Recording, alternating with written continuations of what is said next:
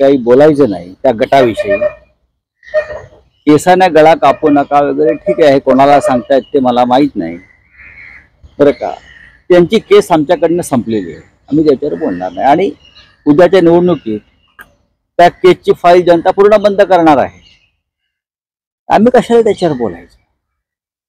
ज्या पद्धतीने त्यांची अवहेलना सुरू आहे त्याच्यावरती आम्हाला बोलण्याची गरज नाही. या क्षणी त्यांचं त्याने बघावं. पुढे बोला. राज्यात कायदा सुव्यवस्थेचा प्रश्न उभा राहिला. आपण एक पत्र देखील दिलं आहे गृहमंत्र्यांना. जुगारांचे अड्डे सर्रासपणे चालू आहे आणि यापूर्वी वारंवार मी हे पत्र लिहितो. महाराष्ट्रामध्ये आमदार गोळीबार करतायत, हत्या करतायत, लुटमार होत आहेत, दरोडेखोरी होते, भ्रष्टाचार सुरू आहे, बलात्कार सुरू आहेत आणि ड्रग्स गुजरातमधून महाराष्ट्रात येत आहे. नाशिक, पुणे, मुंबई, ठाणेसारख्या शहरात मोठ्या प्रमाणात ड्रग्स सापडत आहे, हजारो कोटी रुपयाचं. सरकार काय करताय, गृहमंत्री काय करताय. आणि आता जी नवीन माहिती आली आहे की अंमली पदार्थाच्या आहारी इकडली तरुण पिढी जाते, त्याचबरोबर ऑनलाईन जुगार, ऑनलाईन लॉटरी आणि त्याचा मोठा फटका तरुण वर्गाला बसलेला आहे, कुटुंबांना बसलेला आहे. जसं लेडीज बार RR पाटलांनी बंद केले कारण कुटुंब उद्ध्वस्त होत आहेत, त्याच पद्धतीने ऑनलाईन जुगारानं तरुण वर्ग उद्ध्वस्त होतोय. सरकारला त्याचे काय पडलेलं नाहीये कारण ऑनलाईन जुगारवाल्यांकडून सरकारला मोठा हप्ता महिन्याला मिळतोय. आणि जर देवेंद्र फडणवीस म्हणतील गृहमंत्री की आम्ही काही बोलतो, मी त्यांना पुरावे देईन. महाविकास आघाडीच्या बैठकीनंतर ज्यावेळी प्रकाश आंबेडकर निघून गेले त्यावेळी त्यांनी प्रसावताना सांगितलं, त्यांना विचारलं सकारात्मक चर्चा होती का, त्यावर त्यांचं उत्तर असं होतं, माझ्या चेहऱ्याकडे बघून काय वाटतं. त्यानंतर लगेचच अर्ध्या तासात त्यांच्या पक्षाकडून एक व्हिडिओ येतोय की बोलू द्या चर्चा नाही झाली. नेमकं ठीक आहे. मनासारखं म्हणजे असं आहे की आघाड्यांमध्ये सगळ्यांच्याच मनाप्रमाणे होत नाही. आम्ही जेव्हा शिवसेना भारतीय जनता पक्षाबरोबर युतीत होतो तेव्हाही आमच्या मनाप्रमाणे होत नाही. आता आम्ही महाविकास आघाडीत आहोत. प्रत्येकाला आघाडीमध्ये आघाडी धर्म टिकवण्यासाठी आपल्याच मनाप्रमाणे होईल हा हट्ट सोडला पाहिजे. मग तो काँग्रेसने सोडलेला आहे, राष्ट्रवादी काँग्रेसने सोडलेला आहे आणि शिवसेनेनेही सोडला आहे.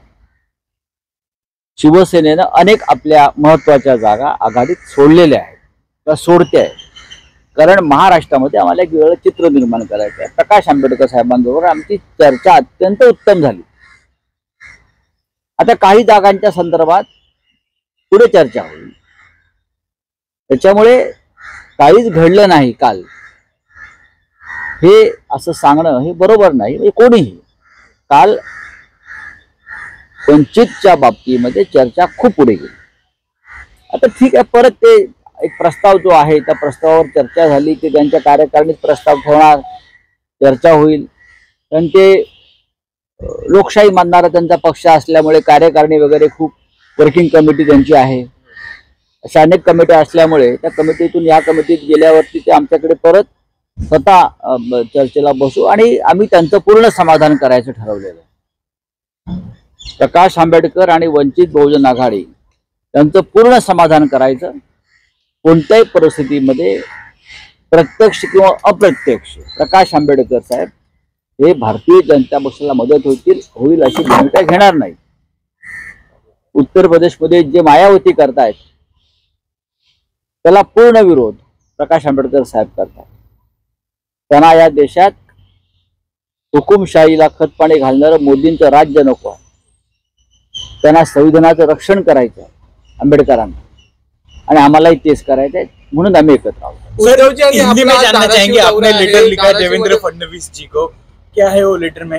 देखिए, मैंने राज्य के गृहमंत्री को लिखा है, महाराष्ट्र में जिस प्रकार से लॉ एंड ऑर्डर की स्थिति है बहुत गंभीर है. खुलेआम विधायक एक दूसरे के ऊपर गोलीबारी कर रहे हैं, हत्याएं हो रही है. मुंबई महाराष्ट्र में गुजरात के बहुत से पोर्ट से हजारों करोड़ का ड्रग्स मुंबई, नासिक, पुणे, ठाणे में आ रहा है. ऐसे में उनकी जिम्मेदारी बनती है. अब नया एक मसला सामने आया है, ऑनलाइन गैम्बलिंग. सबसे ज्यादा महाराष्ट्र में हजारों करोड़ का ट्रांजैक्शन चल रहा है. उसमें जो युवा पीढ़ी है, नौकरी करने वाली पीढ़ी है, वो पूरा पैसा, पूरा सैलरी हर महीने में वो ऑनलाइन जुगाड़ पे लगाती है और घर घर उद्ध्वस्त हो गए और सरकार उनकी कोई दखल नहीं दे रहा है क्योंकि सरकार को बहुत बड़ा उससे हफ्ता मिल रहा है, रंगदारी हो रही है। तो मैंने देवेंद्र जी को कहा है, आप राज्य के गृह मंत्री हो, आपको अगर ये युवाओं का ये समस्या है, जो फैमिली की समस्या है उनकी, वो नहीं दिखती तो क्या गृह मंत्री पद आपके किस काम का है, इतना मैंने कहा है। सर कल सीट शेयरिंग के ऊपर मीटिंग हुई महाविकास आघाड़ी की, लेकिन फिर भी प्रकाश अंबेडकर जी नाराज दिखे। प्रकाश अंबेडकर जी नाराज नहीं है। प्रकाश अंबेडकर के साथ हमारी बहुत ही पॉजिटिव चर्चा हो गई है। वंचित आघाड़ी के साथ प्रस्ताव के ऊपर चर्चा हुई, हमने कुछ बातें कही, अंबेडकर जी ने कुछ बातें रखी, उसके ऊपर चर्चा हुई है।